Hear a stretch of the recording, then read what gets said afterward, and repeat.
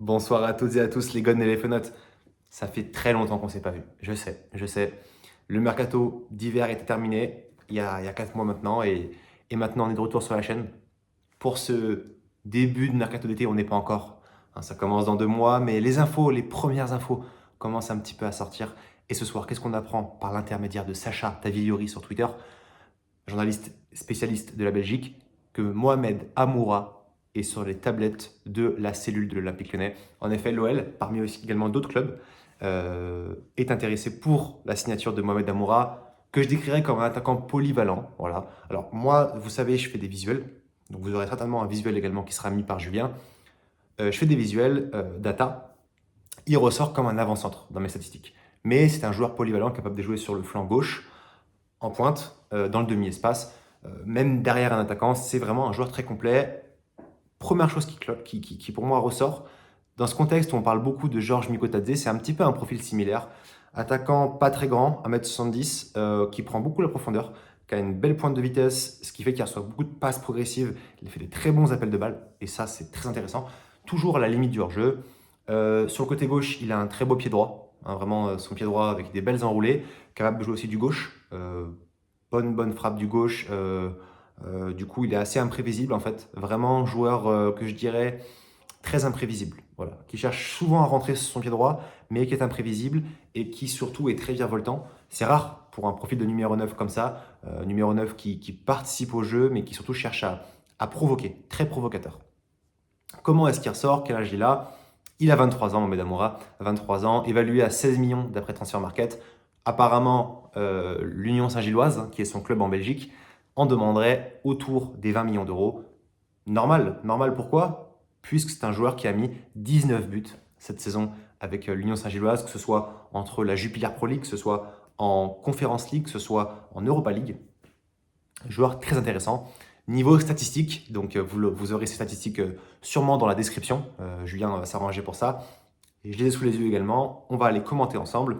En termes de but, donc en termes de finition, but moins XG, donc c'est une statistique qui est intéressante quand on prend un buteur, un avant-centre, il ressort en termes d'élite. Donc il est dans le top 1% en Europe. C'est très intéressant. Très intéressant sincèrement puisque c'est un joueur qui marque beaucoup.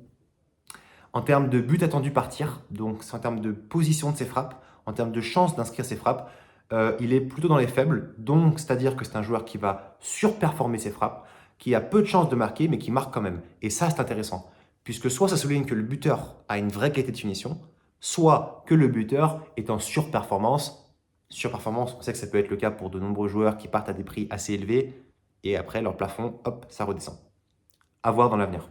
En termes de pourcentage de tirs cadrés, il cadre quasiment 40% de ses frappes, joueur de niveau élite. Là, encore une fois, on est sur élite.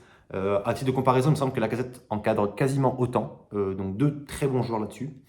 En termes de passes réussies, il est dans mid, donc mid, c'est-à-dire entre 40 et 60% européen. Passe dans le dernier tiers, il est fort.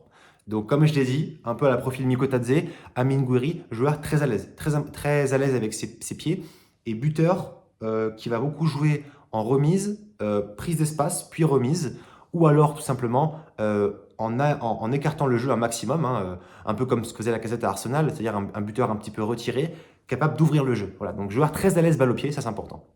Et en termes de dribble réussi dans la surface de réparation, niveau élite, top 1%. Et là, c'est là que la comparaison avec Mikotadze, elle prend tout son sens. C'est que c'est quasiment les mêmes statistiques que Mikotadze en Europe. Donc, joueur très à l'aise dans la surface, très provocateur, comme je vous ai dit, et qui en plus marque. Donc, forcément, pour un attaquant complet comme ça, capable de jouer sur à gauche ou en pointe, c'est intéressant. Et forcément, l'OL s'intéresse à ce profil-là. Et à titre personnel, je trouve, j'étais impressionné par cette première partie de saison. Je trouve qu'il a excellé avec l'Union Saint-Gilloise pendant 3-4 mois. Sa deuxième partie de saison est un peu moins bien. C'est pour ça d'ailleurs que son prix a un petit peu baissé, parce qu'à l'époque, ils en demandaient 30 millions en hiver. Maintenant, ils en demandent 20 millions. Euh, Moi, ce que j'aimerais souligner comme point clé, c'est sa qualité d'appel de balle. Joueur qui prend très bien la profondeur, mais qui surtout a une très très bonne, un très très bonne anticipation. En fait, il va savoir quand est-ce qu'appeler la balle, quand est-ce que prendre la profondeur, et ça c'est intéressant. Joueur très intelligent et très fougueux, voilà. Très imprévisible pour une défense, qui est rare, parce que maintenant on sait que les numéros 9 en Europe qui marchent beaucoup sont les numéros 9 profil un petit peu cyborg, un profil Haaland, profil Vlahovic, profil Osimhen, des neufs pas très techniques, mais qui au final vont s'en sortir puisqu'ils ont une très grosse puissance physique. Amoura, c'est vraiment tout dans la finesse, délicatesse, frappe de balle, provocation. Et ça, c'est intéressant. Ça, j'aime beaucoup, puisque on sait que l'OL, on est un club, on a besoin de cet ADN-là, de buteurs qui participent au jeu. On a essayé de prendre Orban, ça n'a pas marché. Il y a d'autres profils de buteurs qui sont plus renards des surfaces qui pourraient correspondre, mais je trouve qu'Amoura est une belle solution, puisque c'est un buteur polyvalent, donc on pourrait le faire jouer sur l'aile également, et ça, c'est pas mal à voir. Mais en tout cas, voilà, buteur alors, international algérien, hein, bien sûr, je ne vous l'ai pas dit, il est algérien, comme Saïd Benrahma. Voilà. Et en termes d'indice de performance générale, donc dans mon logiciel, hein, je tiens un logiciel que j'alimente moi-même, j'ai une base de données à moi, il ressort donc du coup avec toutes ces stats cumulées à 76%, ce qui correspond à un joueur de niveau B, classe B, c'est-à-dire on n'est pas sur le top européen, on est en dessous, on est sur un joueur qui vraiment cette saison performe très bien.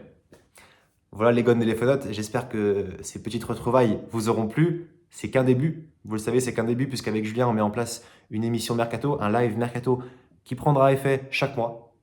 Et vous aurez toujours ces vidéos pour suivre l'actualité de l'OL en termes de Mercato, en termes d'arrivée, que j'alimenterai, qu'on alimentera durant le Mercato d'été, dès qu'on aura des officialisations ou des rumeurs très insistantes. On sera là pour vous en parler. Et moi, je suis très content de vous avoir retrouvé.